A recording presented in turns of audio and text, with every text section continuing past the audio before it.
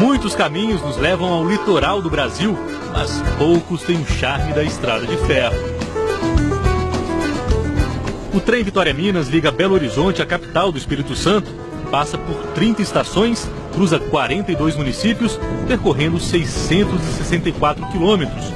Um ambiente que desde o ano passado ficou mais confortável. Os vagões foram trocados e agora todos têm ar-condicionado, o que ajuda e muito a enfrentar as 13 horas de viagem numa velocidade média de 55 km por hora. É uma experiência para quem não tem pressa. É um momento mesmo de descanso, de fugir daquela correria do dia a dia, então eu acho que a viagem tornou-se menos cansativa, tanto pelo conforto que o trem possibilita hoje, quanto pela paisagem que a gente tem a oportunidade de visualizar mesmo, de esquecer essa rotina corrida do dia a dia. Mesmo com o tempo quente, a neblina compõe a paisagem dos vales no início da manhã. O cenário das montanhas de Minas vão ajudando a passar o tempo, tirar fotos, postar nas redes sociais, ler um livro. Tudo faz parte do percurso. Ainda eu comecei hoje, ó. Tô aqui. Quase na metade. Quase na metade.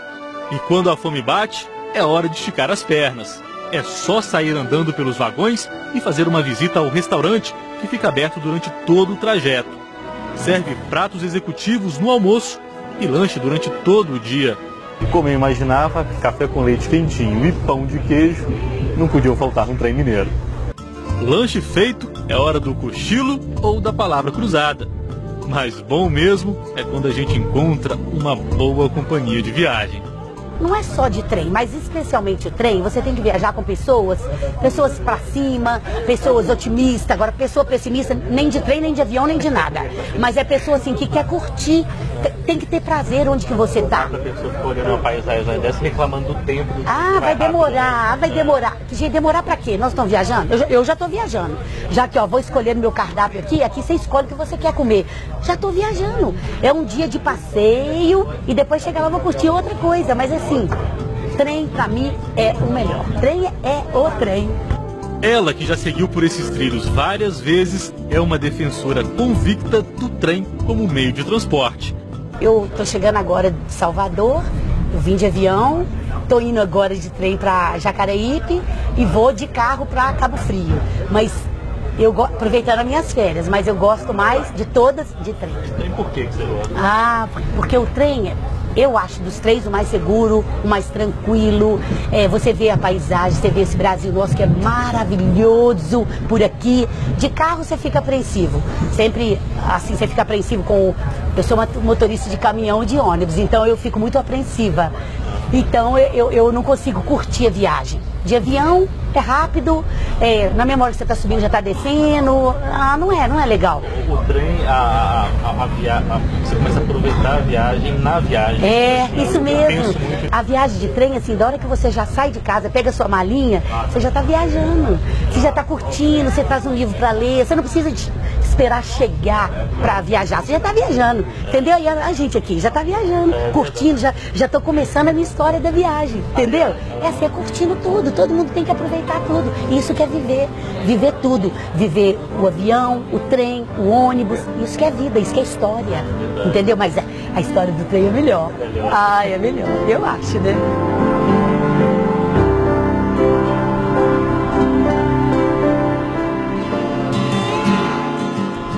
A viagem que leva até as praias do Espírito Santo também é meio de transporte para moradores que vivem em torno das estações. Muitos preferem seguir pelos trilhos do que enfrentar as curvas perigosas da BR-381. Eu estudo em Belo Horizonte, mas minha família, eu nasci em Patinga. Aí eu tenho sempre que estar vindo, viajando, feriado eu venho ver minha família, aí depois tem que voltar para Belo Horizonte, então assim, eu uso essa rotina de viagem. Essas paisagens também trazem gente de longe. Fábio veio de São Paulo pela primeira vez em novembro do ano passado. Gostou tanto que agora trouxe a família. Eles andaram mais de 600 quilômetros e deixaram o carro em Belo Horizonte. Tudo isso não foi para ir à praia. Só para viagem. Viemos até Belo Horizonte, chegamos sábado, aí não encontramos passagem.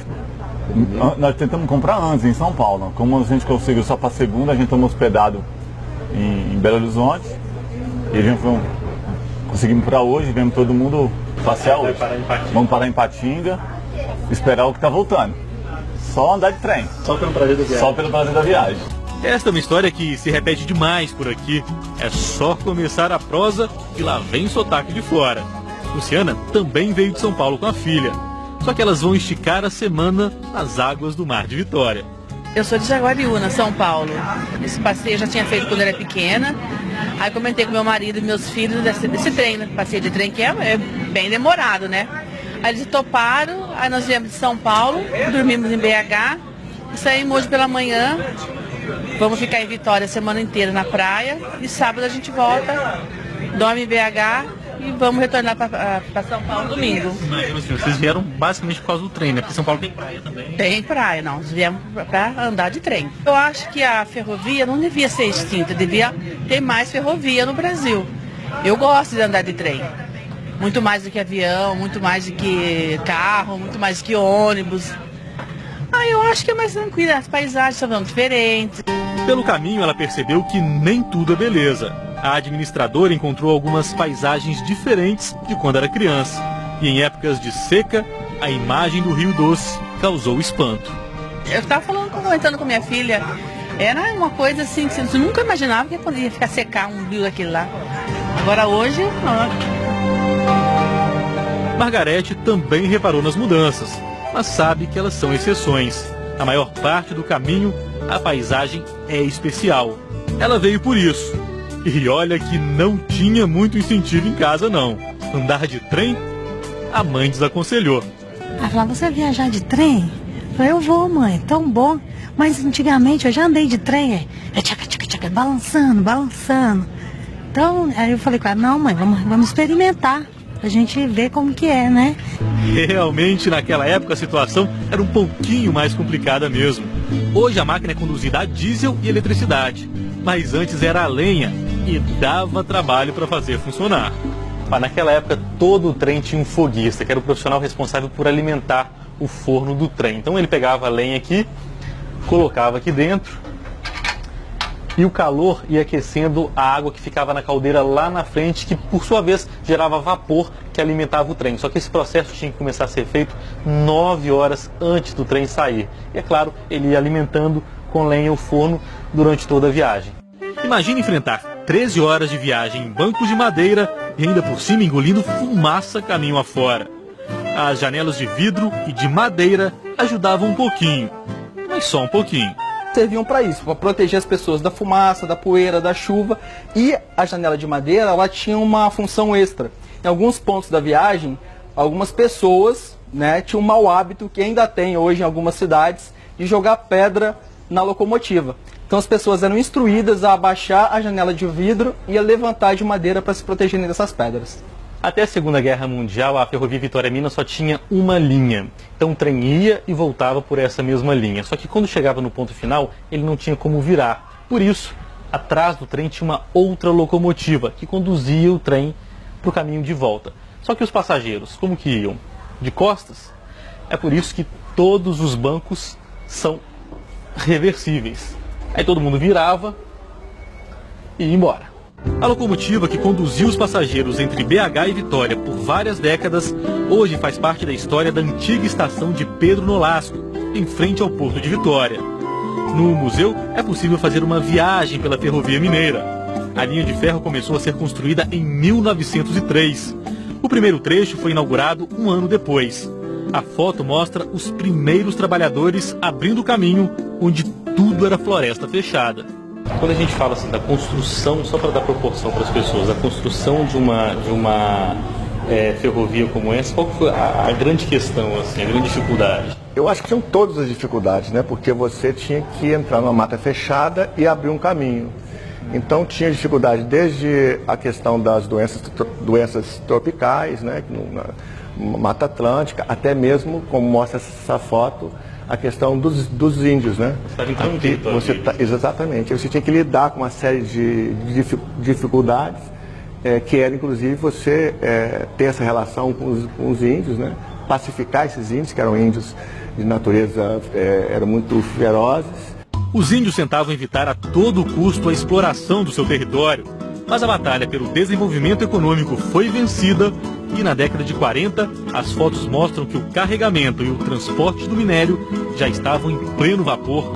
Nesta época, o trem que levava o minério já era também o principal meio de transporte de passageiros no país.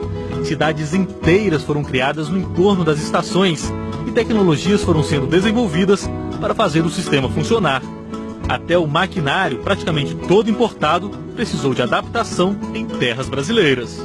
As locomotivas eram importadas. E quando quando eles viram que era muito difícil, quando quebrava alguma coisa e tinham que mandar pedir a peça de fora, eles começaram a fabricar, através de fundição, peças que pudessem utilizar para reposição.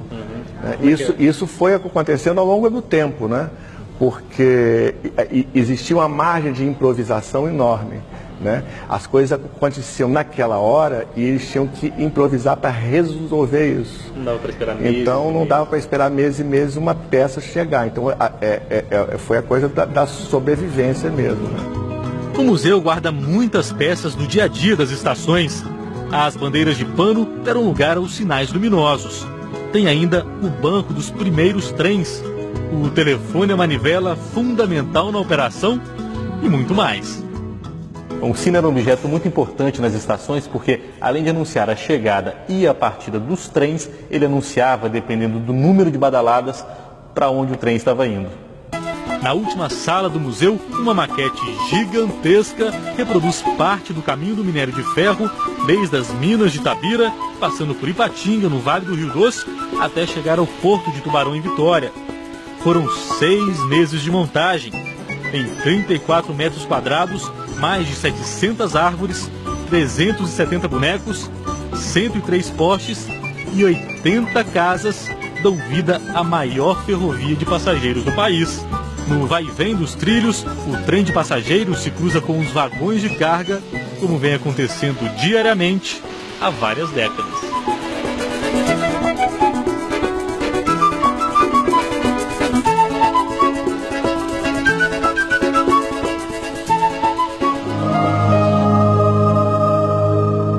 Seguimos viagem na tranquilidade da locomotiva, mas para quem pensa que guiar esta máquina é só deixar os vagões correrem pelos trilhos, está enganado.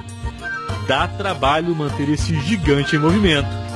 A gente tem uma difícil missão de manter o controle de velocidade, manter ela alta, que apesar da gente, quando a gente anda no trem, parecer que o trecho é todo plano, mas na verdade, todo momento nós estamos em algum nível, subindo, descendo. O peso da composição, qualidade de freio, potência de locomotiva, isso sempre varia muito.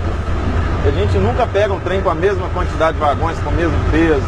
No trem de passageiro, por exemplo, a gente tem em baixa temporada poucos vagões e vagão com menos passageiros. Então a operação dele ela é mais ágil, ele ganha velocidade mais rápido, perde velocidade muito rápido.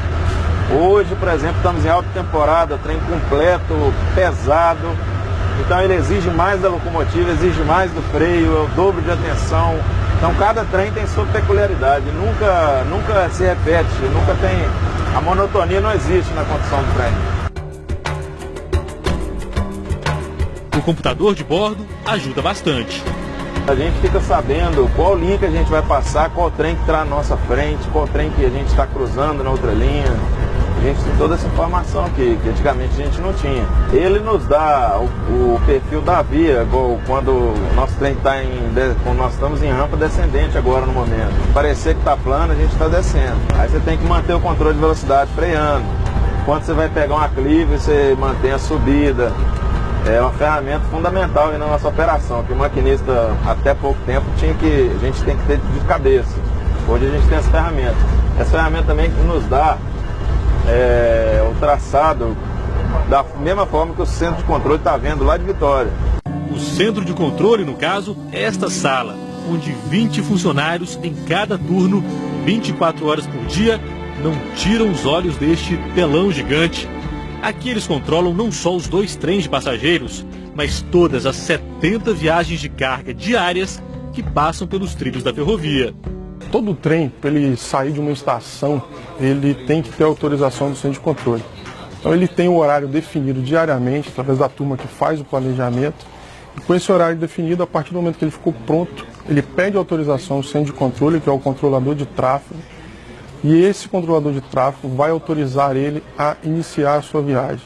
Para isso, ele dá as condições de circulação, que é monitorado através de todo esse painel, onde tem cada cor tem um significado, cada numeração tem um significado, que o controlador se baseia para tomar suas decisões de circulação. Ou seja, a viagem é muito segura. Qualquer anomalia que ele observa, ele relata ao controlador de tráfego, que esse centraliza no centro de emergência. De posse dessa informação, o controlador de tráfego ele começa a informar todos os trens que vão passar naquela região e qual o cuidado que ele tem que ter naquele momento para que a gente possa fazer uma circulação e não ter nenhum tipo de acidente. O nosso número de ocorrência é bem baixo comparado aí às outras ferrovias ao longo de todo o mundo. É por isso que o maquinista segue tranquilo, colecionando boas histórias pelo caminho. A gente para numa comunidade, né, as crianças querem conhecer a locomotiva. E eu já fui uma dessas crianças. Eu era pequeno, eu ia muito para Aimorés. Então eu ficava fascinado com a locomotiva. Hoje eu vejo isso do lado daqui da locomotiva. As crianças fascinadas, as pessoas nas estações, né, curiosas. Acho que a primeira pergunta que vem de todo mundo: moço, tem volante? Não tem, ela seguia nos trilhos, mas a gente tem toda a complexidade da condução, a gente explica. Então esse fascínio da pessoa que não conhece, principalmente, eu acho que é mais impressionante para mim, sabe? Matar a curiosidade das pessoas em relação à condução do trem e tudo mais. Curiosidades também vão surgindo pela paisagem. Em Aimorés, cruzando as fronteiras de Minas, já no Espírito Santo, de longe avistamos a Pedra Lorena. O filho de um fazendeiro muito rico se apaixonou por uma índia. A índia chamava-se Lorena. E o pai, obviamente, ele não aceitava esse romance, esse relacionamento, e levou o filho para terras longínquas, né? Levou o filho para outro estado. E a Índia, obviamente, já estavam bem apaixonados, né? Então, em virtude disso, ter perdido o amado, ela subiu lá na Pedra Lorena, bem no pico da pedra, e pegou e suicidou e pulou lá da pedra. Aí ficou essa lenda da Pedra Lorena, devido ao suicídio da Índia pelo amor ao filho do fazendeiro. Uma lenda tão forte que mereceu uma estátua da Índia Lorena em frente à estação de Aimorés, cidadezinha de 25 mil habitantes, onde prosear na praça é um alívio para os 37 graus às 6 da tarde. Logo o dia cai e a tranquilidade do trem convida ao descanso. Já estamos a 11 horas sobre os trilhos. Às 8h30 da noite, chegamos ao nosso destino. A estação de Pedro Nolasco, em Cariacica, região metropolitana de Vitória, é o ponto final da viagem. E olha o que encontramos. Conta pra mim, quem que é Brenda que merece isso tudo aqui? Brenda é meu futuro amor, minha futura esposa. Tá chegando, o coração já tá batendo forte. Muita saudade, quanto tempo que vocês não se veem? Tem 4 dias. Então é amor demais. É muito amor. A gente pode esperar ela chegar aí com você? Pode. E rapidinho, eles se encontram. Gostei, claro. Isso porque foram só 4 dias. Longe. Tem futuro isso aí, hein? Tomara, né? Tá me enrolando. Boas férias pra vocês. Boa sorte pra vocês. Foi um prazer. Obrigado, um abraço.